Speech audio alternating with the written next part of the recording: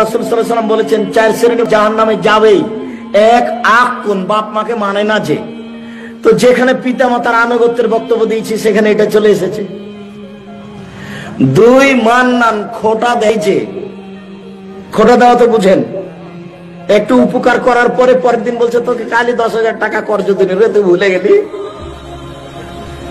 3, কামার, জুয়া খেলে যে, মানে লটারি, ক্যারাম বোর্ড, তাস খেলে যে। আর কোনদিন যেন যুবক তোমাকে না দেখি এখানে। আমি এখান দিয়ে পার হয়ে রাত 2টায়, 3টায়, 4টায়, 1টায়, 12টায় আজান দেওয়ার পরে আগে, তখন আমি তোমাকে দেখি। আমি তোমার উপরে দুঃখ প্রকাশ করছি এবং তোমার বাপ মায়ের উপরে। আজকের পর থেকে না উপস্থিত বৈঠকের মুসলিম ভাই বোন সবাই 5 ওয়াক্ত সালাত আদায় করবেন যে কোনো মূল্যে।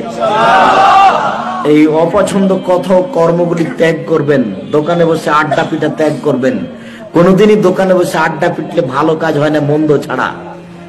ওদিকে টিভিতে দেখি যে ল্যাংটা মেয়ে নাচছে, আপনি বসে আছেন, আর এদিকে আরেকজনের বদনাম চলছে।